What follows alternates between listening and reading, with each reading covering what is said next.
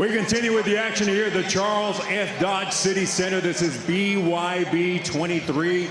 Brawl at the Pines 2. The action being presented to you by Buy Sell Clothing, Galloway Group, GC3, and Miami Lux Detail Supply. This contest, 5 rounds or less in the Cruiserweight division. Scoring the action, we have Vicente Rodriguez, Manuel Marquez Jr., and John Rupert. In charge of the mighty Trigon referee, Samuel Burgos.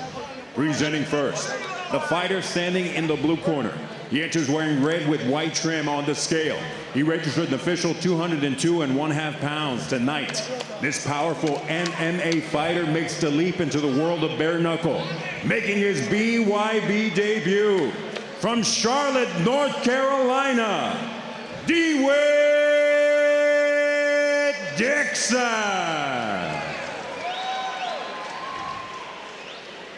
His opponent in the red corner, wearing black with silver lettering, he weighed in at an official 205.5 pounds tonight. This highly decorated disciple of the Cuban School of Boxing looks to remain undefeated as a pro. Representing Isla de la Juventud, Cuba, el cocodrilo cubano, Yordan Fuentes.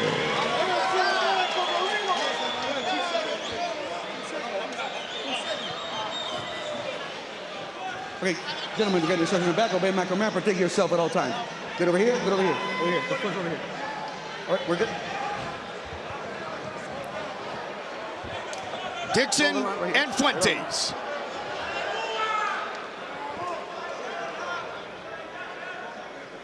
Fight! Here we go. Black and red trunks for DeWitt Dixon. Yordan Fuentes in the all-black trunks and teeing off early. Trying to land the big overhand right. You see it. He's just missed it. But DeWitt Dixon himself is trying to throw some big shots. He's a little wide with that right hand, but he's shooting big shot. Both guys looking to show their best. Big swing and a miss there, Magic Man. Yeah, when 2 big guys are swinging like this, man, even the referee has to be careful. Dixon, that grappling-based MMA background, a lot of head movement, but he's leaning down as he does so. Watch out for an uppercut, right? Yeah, but, well, we'll see if Jordan has the presence of mind to see it and throw it. Over the top with the right. Dixon, kind of a slippery guy. He's got to hit clean. Oh, he got to hit clean there. That right hand kind of wobbled him a little bit. And he got hit again by a right hand. Fuentes. If Fuentes takes a step to his right and cuts off the Trigon, as Dixon tries to escape to the left, he may start to trap him. Anytime Fuentes attacks, you see Dixon moving and slipping away to his left. A subtle step to the right will take that away from Dixon and force him to go in a direction where he may not be comfortable defending. The much taller fighter is Fuentes, and he's using it to his advantage thus far. Yeah, Dixon landed a couple of shots there, though.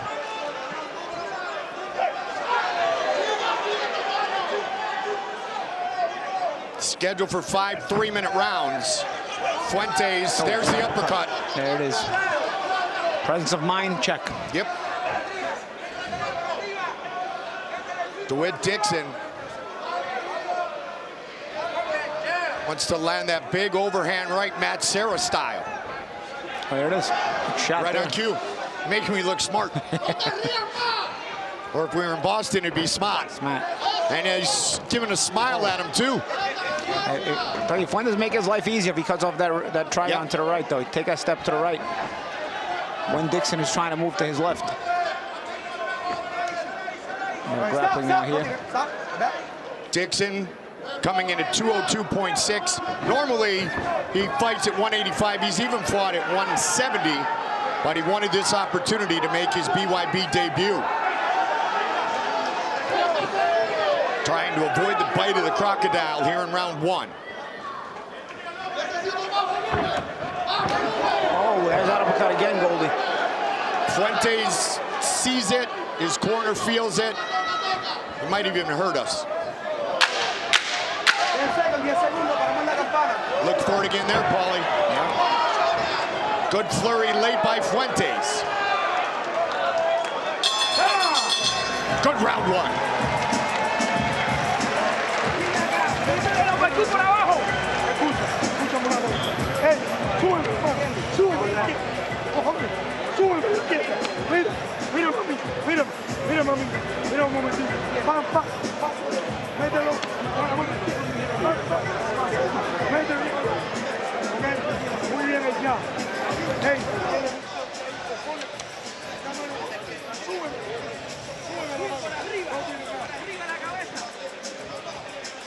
That was a good shot there. That got Dixon's attention a little bit of a wobble after that right hand. But again, I'll keep reiterating, you'd like to see Fuentes take a step over to the right as Dixon is trying to escape, because it would force Dixon to go, again, in an opposite direction where he's not comfortable defending. That ability to slide over to the left has gotten Dixon out of a lot of trouble, and at times has even allowed Dixon to land some shots as Fuentes went chasing. You think you got to give Fuentes round one, but I think he's making his life a little bit more difficult than he needs to. Round number 2, Cuban Crocodile, Yordan Fuentes looking to move to 2-0 in the Trigon. He's in the black, red trunks for DeWitt Dixon, also making his BYB and bare knuckle debut. The debut, as I mentioned, for Fuentes was 4x2. This fight, 5 3-minute rounds. All of a sudden, Dixon trying to land that left hook he told us about. Yeah, well, Dixon, again, having the ability to escape, even if he's losing the fight, it allows him to create a little bit of space to try to load up some shots. And those shots at times have landed on Fuentes. They haven't had as much of an effect, obviously.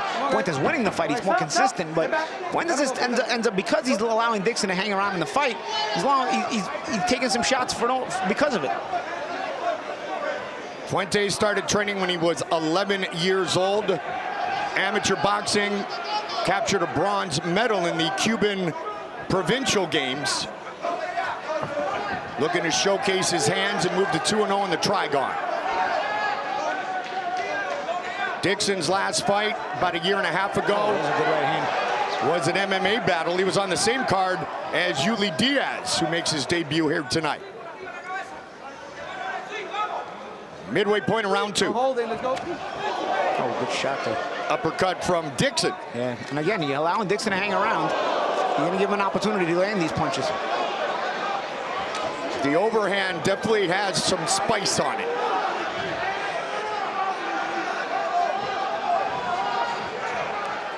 You see, he almost turns completely pointing that left shoulder at Fuentes, and then he tries to spin around and move away. So if Fuentes keeps chasing him instead of stepping over to his own right, if he steps over to his own right, because Dixon is so bladed, it puts Dixon in a bad position, and he has to either move the other way or take some shots, But Fuentes doesn't cut off the Trigon that way, so it allows Dixon to continue to move that way, continue to try to stay bladed, where he's able to kind of slip, or partially take the punches instead of taking them fully, and able to return fire because of it. And he wants to counter, blood coming flying out of the mouth of DeWitt Dixon. That's why we cover ourselves here, Goldie. That's exactly right. Paulie's always got us safe. Well, as safe as we can be. Final 30 seconds, round number 2. And you see now what happens, Fuentes. You let him hang around. Yep. You've been cut off. If you would have cut that thing off, cut that Trigon off, probably Dixon would be gone already. But now he's still in here. Okay, you're winning. That's Fuentes is winning. But you know what? Now Fuentes has to cut himself. Dixon has Fuentes thinking. We got ourselves a fight. Doble derecha, cojones. Doble derecha.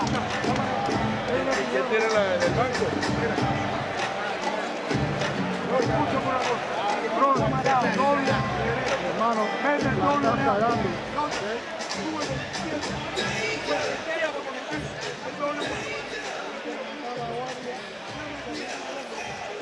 Exchange here. Some of those shots land, some of those shots don't. Bam. Going straight, but can't go straight back where you're squared up like that. You still got to remember to be fundamentally sound on that defense as well. In the fighter meetings, when asked about the height difference, DeWitt Dixon had a great answer. He said his heart is not taller than mine. As we move to round number 3 in this cruiserweight battle. Fight! Red trunks for DeWitt Dixon, making his bare knuckle debut. Oh, good right hand. Black trunks in the uppercut from Yordan Fuentes. In the trigon for the second time. There's that left hook. And again, Fuentes going straight back, squared up. I never heard of a Cuban provincial competition, but I was just wondering, because the more I see Fuentes boxing, especially if he says he's coming from the amateur system of boxing in Cuba, he's very, very limited as far as where he should be. A lot of energy, and you know what? He's winning this fight, but too many mistakes, too many rookie type of mistakes, both on defense and on offense, in a fight where he's winning probably because of the energy. You know? Right. This is second professional combat competition. As I mentioned when he was walking in, his first was against Boss Hog right here back in August. And with the new rules from the Association Boxing Council, the unified rules of bare knuckle, it was 4 minutes or 4 rounds, 2 minutes each. Right hand again. He's managed to be pretty consistently landing that right hand. Let him go, let him go. Come on, guys, box it out, let's go. But you see the way Dixon kind of rides with it. He's able to take some of the sting off it, and I think that's why Dixon is still hanging around too. Dixon 3-1 in his MMA career. 1 fight in 2021, 3 in 2022. And both guys kind of fatigued now, a lot of waiting.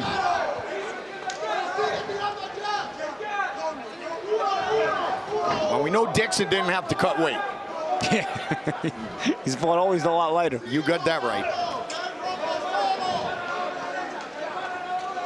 Yeah, both guys get a little bit arm weary now, a little bit fatigued. You can kind of see the fatigue in their body language. There was a lot of missing going on before, so you would imagine now there'd be more and more missing. But again, Fuentes goes straight back, pulling back square with his hand down, taking unnecessary shots, or shots that, you know, he could easily be avoiding. Let's see if he looks for that uppercut again. The bob and weave is low. There's a catch-22 for that uppercut, though, because Dixon comes up shooting these overhand shots. So if you go and shoot the uppercut, he may come up with shooting an overhand shot at the same time. That hand that you usually be protecting yourself with is down throwing the uppercut. So it's a catch-22 because Dixon does shoot up at times. So you got to time it right when using that uppercut. And I think the opportunities could be there because Dixon is also tiring, so it's a lot more tiring to shoot up and use that springing shot when you're a little bit fatigued. Working towards the end of round number 3. Oh, again, Fuentes has this habit of going straight back.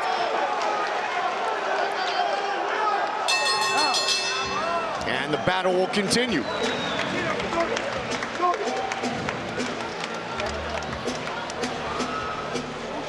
Tírame el doble ya. Tírame el doble ya. Está dominante con el jab. Si tiene el doble. Y después la derecha. Con el jab. See, that was a nice little setup there from Dixon as he kind of stuck out the right hand. He wanted the reaction of Dixon to kind of pull a little bit, of Fuentes to pull a little bit, and then he could come with that hook. And there it is again. I think Dixon is realizing that the initial shot, Fuentes will pull square. Yeah. And then you can set him up for the second shot. If you throw it behind him, which when he pulls back will be on the money. And I think Dixon is starting to see that. Because the initial reaction Fuentes always has is to pull back square, which is, again, a very, very rookie type of mistake, and he makes it consistently.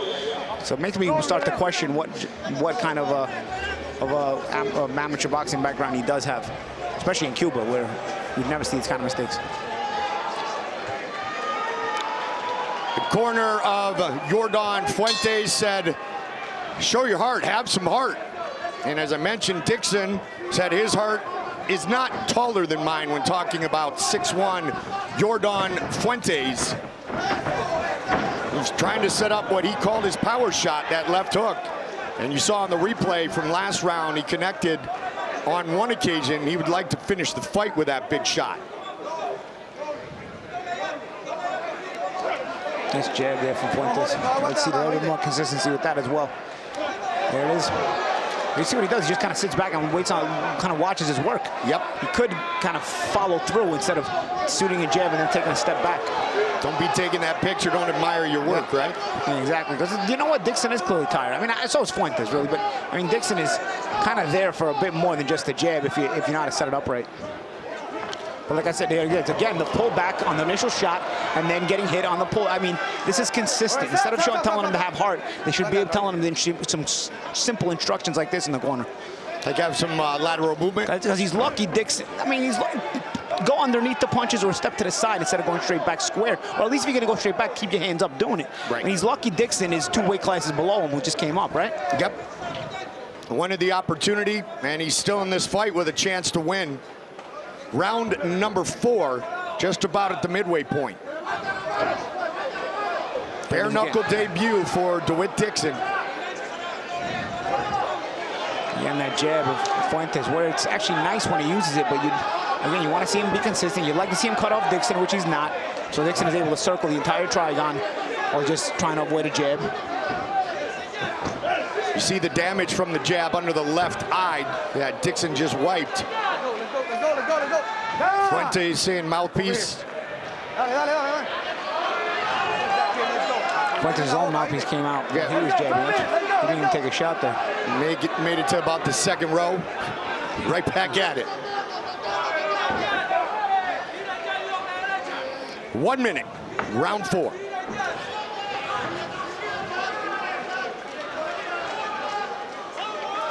Dixon, a purple belt in Brazilian Jiu-Jitsu, but we haven't seen a lot of dirty boxing really at all tonight, and not in this fight. Yeah, they haven't been too close. And when they've been too close, the shots have been a little bit too wide and not compact enough. And Fuentes has basically won this round with just a jab. Right. Maybe his right hand is hurt. Oh, nice little return jab. Oh, there's a right hand from Fuentes there. Let him go. Dixon went southpaw last round, Paulie, but it was for about 8 seconds. And Dixon, back in orthodox here. Dixon's showing less and less as far as resistance is concerned. But Fuentes' attack is not consistent enough to get him out of there. So just jabs, follow him around the trigon, a few more jabs, pull back squared again. He's just lucky Dixon didn't throw any punches there. Yep. It's sort of a repeat, but a little slower as they get more fatigued.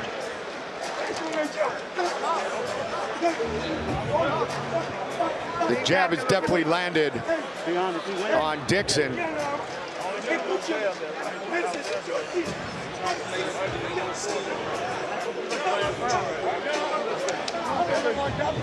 Man, very animated in the corner of Fuentes. Yeah. But you always talk about it. You don't want pep talks. You want instructions. I mean, sometimes pep talks are necessary. Right, I mean, he's given instructions there, but I just don't know that the instructions are what he needs. I mean, he's been jabbing all around. I mean, I don't understand how much more jab he's going to throw. I think there's a follow-up to that jab that can come because Dixon is very tired. I think, again, if you cut him off so Dixon can't keep circling around the trigon, you'll be able to follow up with that jab. I don't think a lack of a jab was a problem. I think it's the follow-up to the jab because there's opportunity there instead of watching you work. And his trainer, former world kickboxing champion, so he knows a little something about finishing fights. Round number 5, Dixon in the red, Fuentes in the black. Hey, stop. Will we have this fight go the distance?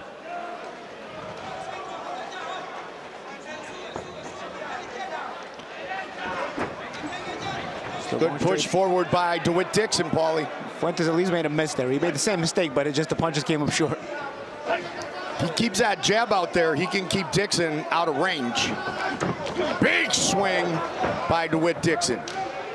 I can just see Fuentes, though, with a guy his size getting a hit, pulling back like that. I mean, this is something that's definitely got to be worked on back when he's back in the gym. No. Stop. He's got his own face full of blood now in a fight that he's made a lot more difficult for himself than I think he needed to. And with the power of DeWitt Dixon, you know, we say it all the time. We talk about it in the main event, Jerome Hatch. Yeah. And especially bare knuckle, you're one big shot from victory or defeat. Yeah. Hatch is a different level of power there. He is indeed. Hatch hit so hard, he might miss you, but the wind could knock you out. That is going to be a great trilogy matchup Let's go. Get him up. for the double diamond Police Gazette trilogy belt. Yeah, it's going to be an interesting one because you could see Martignac has a bit more wrinkles to his style, but Hatch with so much devastating power. Oh, another right hand there from Dixon. Every once in a while, he lets Fuentes know he's around, you know? He's a gamer. There's finally some wrestling here. You want some dirty boxing, Goldie? Yeah, there it is. Get it? Let's see. He has the grappling background. He was asked if he played other sports growing up. He said, yeah, but I was no good at any of them, so I decided to fight. Finally, you saw Fuentes didn't pull back. You see what he did? He held Yes. his ground and covered. You see what a difference? And man, the swelling under the right eye of Dixon is because of the effective jab of Yordan Fuentes. But also, Fuentes is a lot of blood, too. From the inside of his mouth, he's spitting up a lot of blood this round. He's made this one more difficult than perhaps it could have been. With blood literally leaking out of his mouth. His mouth is full of blood. He definitely made it more difficult than it needed to be. Final 10 seconds of the fight.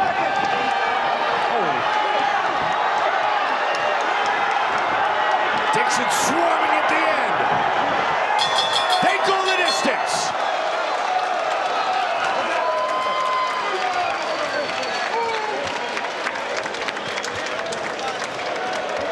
Undoubtedly, Dixon knew what was left in the gas tank, went on a sprint late. Yeah, you know, Dixon, give him credit for trying to finish strong at least. I think he may have come up short in this fight, but he did. He let Fuentes, he made Fuentes work the entire time. He let him know he was there, had some moments in it, maybe even have won a round, maybe two. That's also on the fault of Fuentes for not being as complete as he should have been, or as complete as he had an opportunity to be. But I give Dixon credit because right when he was looking totally fatigued, he gave it one last go at the end. You know. And Paul, it was only 24 hours ago that we were shocked by judges' scorecard. So, yeah, it could happen again. Yeah. I mean, listen, Dixon gave it a lot of effort. Fuentes, I think, commanded more as the fight went on. Dixon, got a little something back because, again, Fuentes making too many mistakes on his own. It's one of those where, if Fuentes was going to lose it, it was his to lose. It was his to give up. Dixon was going to give effort, but he was always going to be a bit smaller. But all those defensive mistakes Fuentes makes, I mean, you'd hate to see him against a guy his own size because that's the potential to go to sleep pulling back like that, squared with your hands down. Judges have rendered their decision as this fight goes the full 5 rounds. Here is Lupe. Ladies and gentlemen, after going the distance here inside the mighty Trigon, all 3 judges turned in identical scores of 49-46 in favor of the winner by way of unanimous decision. El Cocodrilo Cubano, Yordan Fuentes. Unanimous decision victory. 49-46 on all 3 scorecards. He gets the beautiful medal from Scott Burt. And the Cuban Crocodile is 2-0 in the BYB Trigon